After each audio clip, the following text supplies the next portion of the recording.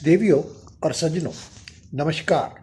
मैं आपका एस्ट्रोलॉजर पंडित एस के शर्मा अपने यूट्यूब चैनल ज्योतिष डिवाइन एस्ट्रोलॉजी में आपका एक बार फिर से हार्दिक अभिनंदन करता हूं। दोस्तों, आज का जो वीडियो मैंने आपके लिए तैयार किया है, इसका टॉपिक बहुत ही आवश्यक है, जो सभी को जानना चाहिए। आप जानते हैं, शिवरात्रि का त्यौहार हमारे देश में और कई अन्य देशों में भी साल में एक बार मनाया जाता है। वैसे तो मासिक शिवरात्रि हर महीने आती है, लेकिन मुख्यतः जो त्यौहार शिवरात्रि के नाम से सारे विश्व में प्रसिद्ध है, यह त्यौहार अब की बार 11 मार्च गुरुवार 2021 को सारे देश और विदेशों में बड़ी श्रद्धा और धूमधाम से मनाया जाएगा। आज की इस पोस्ट में हम इसी विषय की चर्चा करने जा रहे हैं कि शिवरात्रि का त्यौहार क्यों मनाया जाता है, इसका इतिहास क्या है, पूजा करने की विधि क्या है और शिवरात्रि पर भोलेनाथ को कैसे हम प्रसन्न कर सकते हैं। और इसके अतिरिक्त मैं आपको शिवरात्रि के कुछ अचूक टोटके भी आपको बताऊंगा, जिससे आप लाभ उठा सकते हैं। चलिए आगे बढ़ते हैं। सर्वप्रथम आप शिवरात्रि के पंचांग और मुहूर्त आदि के बारे में जान लें। दोस्तों, हर वर्ष फाल्गुन मास की त्रयोदशी तिथि को महाशिवरात्रि का पर्व मनाने का विधान आदिकाल से चला आ रहा है। इस दिन चंद्रमा मकर राशि में गोचर करते हैं। शिवरात्रि, जैसा कि नाम से विदित है, शिवरात्रि, इस त्योहार को रात्रि का त्योहार मुख्यतः माना जाता है और भगवान शिव के लिए ही यह त्योहार हम मनाते हैं। हमारी ऐसी मान्यता है कि इस दिन भगवान शिव और पार्वती का पावन विवाह संपन्न हुआ था। इस दिन मुख्य पूजा रात्रि के समय की जाती है। दोस्तों, अब की बार चतुर्थी तिथि का प्रारंभ 11 मार्च शाम 2:30 बजे से आरंभ होकर 12 मार्च की शाम को लगभग 3 बजे तक माना जाएगा। 11 मार्च को प्रथम पहर की पूजा का समय शाम 6:30 बजे से लेकर रात्रि 9 बजे तक का निर्धारित किया गया है। दूसरे पहर का समय रात 9:30 से रात 12:30 तक का माना गया है। रात्रि तीसरे पहर की पूजा का समय रात 12:30 से रात 3:30 बजे तक का निश्चित किया गया है। चौथे पहर की अंतिम पहर की पूजा का समय 12 मार्च प्रातः 3:30 से 6:30 तक निर्धारित किया गया है। शिवरात्रि के दिन मुख्यतः हम भगवान शंकर जी की शिवलिंग के रूप में और माँ पार्वती की पूजा करने का विधान है। शिवरात्रि के दिन व्रत रखने का भी हमारे पूरे देश में विधान माना जाता है। अधिकतर लोग इस दिवस पर व्रत रखते हैं।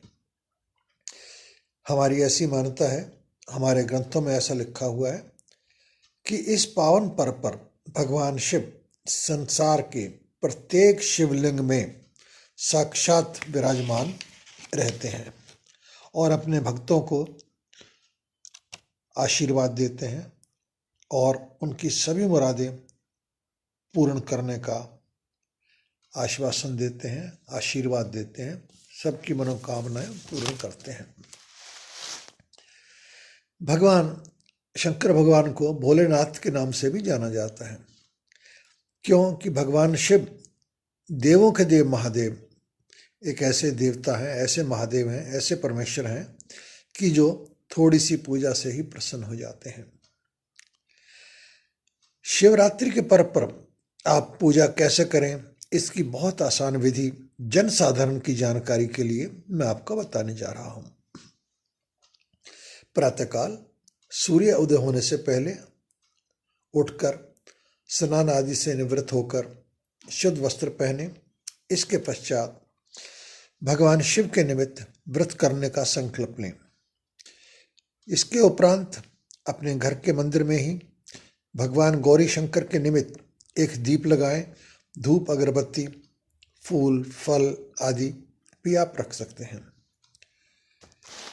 आप चाहें तो आपके पास आसपास जो भी शिव मंदिर है आप वहाँ भी जा सकते हैं और जाना भी चाहिए। लेकिन क्योंकि आजकल महामारी का समय चला हुआ है, कई तरह की बीमारियाँ चली हुई हैं, अगर मंदिर में बहुत ज़्यादा भीड़ है तो मैं यही आपको रिकमेंड करूँगा कि आप घर में ही अपना पूजा कर लें। और अगर आप मंदिर में भी जाते हैं तो बीमारी की सावधानी का ध्यान अवश्य रखें।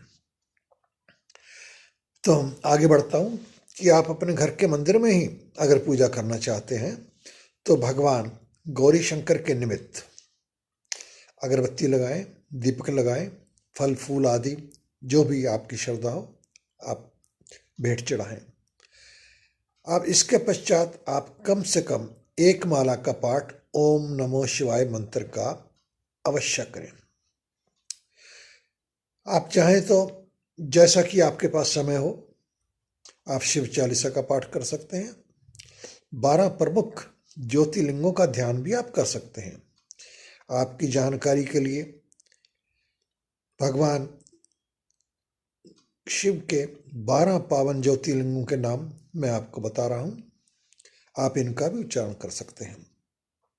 प्रथम भगवान श्री सोमनाथ जी, नंबर 2 पे श्री मल्लिकार्जुन जी, नंबर 3 पे श्री महाकाल जी, नंबर 4 पे श्री ओमकारेश्वर जी, नंबर 5 पे श्री काशी विश्वनाथ जी, नंबर 6 पे श्री वैद्यनाथ जी, नंबर 7 पर त्र्यंबकेश्वर महादेव जी, नंबर 8 पर श्री घुश्मेश्वर जी, नंबर 9 पर त्र्यंबकेश्वर महादेव जी, नंबर 10 पर भीमाशंकर जी, नंबर 11 पर केदारनाथ जी और नंबर 12 पर श्री रामेश्वरम जी।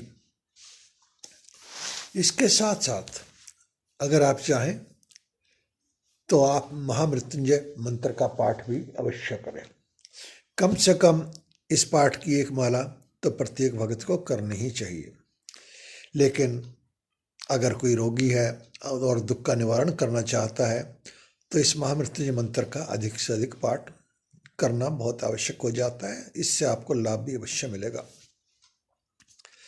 इसके अतिरिक्त और भी अनेक उपासना करने की पद्धति हैं। आप शिव महिमा स्तोत्र पढ़ सकते हैं, शिव पुराण का पाठ भी आप कर सकते हैं। जैसा भी आपके पास समय है, जैसी भी आपके पास सुविधा है, आप उस हिसाब से अपनी पूजा अर्चना को निर्धारित कर सकते हैं। लेकिन कम से कम इतना तो आपको करना अवश्य है कि अपने घर में दीपक लगाएं, भगवान शंकर जी का नमस्कार करें, जल अर्पण करें, फल फूल मिठाई जो आपके पास है वो करें और कम से कम एक माला ओम नमो शिवाय पाठ की आप अवश्य करें। इसके अतिरिक्त एक बहुत जरूरी कार्य है जो आपको करना चाहिए कि भगवान शंकर जी जल और बिल्व पत्र से बहुत जल्दी प्रसन्न हो जाते हैं। आप एक दिन पहले ही बिल्व पत्र, धतूरा, आक का पत्ता, आक का फूल अगर आप चाहते हैं तो ये ला के अपने घर में रख सकते हैं और प्रातःकाल भगवान शिव को अर्पण कर सकते हैं। अगर आप मंदिर में जाते हैं तो ये चीज़ें सारी आपको आसानी से मंदिर के बाहर ही मिल जाएंगी। अब आपको मैं शिवरात्रि पर करने वाले कुछ उपाय भी बताने जा रहा हूँ जिसका आप लाभ उठा सकते हैं। वैसे तो उपाय हम समय समय पर करते ही रहते हैं, लेकिन जब कोई विशेष पर्व आता है जैसे होली, दिवाली, शिवरात्रि या कोई बड़ा पर्व या नवरात्रि, तो इन दिनों में जो उपाय करते हैं वो बहुत जल्दी फलित होते हैं। आप अपनी मनोकामना पूर्ण करने के लिए अपने मन में सच्चा विश्वास रख के ईमानदारी से अगर ये उपाय करेंगे तो आपको अवश्य लाभ मिलेगा।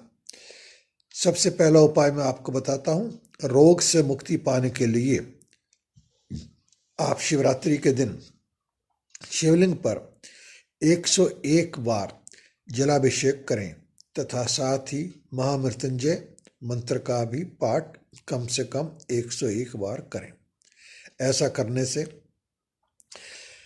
आपको रोगों से छुटकारा मिलेगा, राहत अवश्य मिलेगी। नंबर 2, अन्नदान हमारे धर्मों में सबसे बड़ा दान माना गया है। गरीबों को अन्न दान करें। ऐसा करने से आपको पितृदोष से मुक्ति मिल जाती है। शिवरात्रि के दिन अगर हम अन्न दान करते हैं तो इससे हमें पितृदोष से विशेष तौर से क्षमा मिल जाती है। आप ये उपाय अवश्य करें। तीसरा उपाय, कम से कम 21 बिल पत्रों पर भगवान श्री शिव का चंदन से नाम लिखें और इसे शिवलिंग पर चढ़ा दें। ऐसा करने से आपके मन को शांति मिलेगी, आपकी चिंताएं दूर होंगी, आप प्रसन्नता प्राप्त करेंगे। अगला उपाय, दही और गन्ने के रस से भगवान शिवलिंग का अगर आप पूजन करते हैं, अभिषेक करते हैं, तो आपको धन का लाभ अवश्य मिलेगा। जिन भाई बहनों को धन की चाहना है वो इस उपाय को कर सकते हैं। उपाय नंबर 5, किसी फकीर, मंदिर या अन्य पूजा स्थान में आप शिव पुराण अगर आप भेंट करेंगे तो इससे भी आपको बहुत अधिक लाभ मिलेगा। फकीर को देने से पहले आप इतना निश्चित अवश्य कर लें कि वो फकीर पढ़ा लिखा हो और उसके मन में शिव पुराण के प्रति श्रद्धा हो। अगर वो इसे स्वीकार करता है तभी उसे दें, वरना फकीर को मत दें। आप लाइब्रेरी में दे सकते हैं, मंदिर में दे सकते हैं। उपाय 6, अपनी किसी भी कामना की पूर्ति के लिए आज शिवरात्रि के दिन से शिव पुराण का पाठ आरंभ करें और अगली शिवरात्रि के आने से पहले आपकी कामना अवश्य पूर्ण होगी। आप विश्वास के साथ ऐसा करें, आपके मनोरथ अवश्य पूर्ण होंगे। तो दोस्तों, ये थी शिवरात्रि के बारे में कुछ जानकारी जो मैंने आपके लिए तैयार की है। आशा करता हूँ कि आप इस पोस्ट से लाभ उठाएंगे, इसमें बताए गए उपाय करेंगे और भगवान शिव की कृपा हम सब पे अवश्य होगी। अब आपसे आज्ञा चाहता हूँ। धन्यवाद। ओम नमः शिवाय। चलते चलते आपसे एक निवेदन, कमेंट बॉक्स में आपके कमेंट्स का हमें हमेशा इंतजार रहता है। आप अपने कमेंट हमें भिजवा सकते हैं। अगर आप अपना कोई प्रश्न पूछना चाहते हैं या अपनी कुंडली का आकलन हमसे करवाना चाहते हैं तो वो भी आप करवा सकते हैं। इसके अतिरिक्त आप हमसे ट्विटर, फेसबुक, इंस्टाग्राम आदि से भी संपर्क कर सकते हैं। व्हाट्सएप का नंबर भी आपको स्क्रीन पे मिल जाएगा। आप चाहें तो हमें व्हाट्सएप पे भी अपना संदेश भिजवा सकते हैं। तो दोस्तों, ये जानकारी आपको कैसी लगी? आपका कमेंट जानने के लिए हमें सदैव इंतजार रहता है। धन्यवाद। ओम नमः।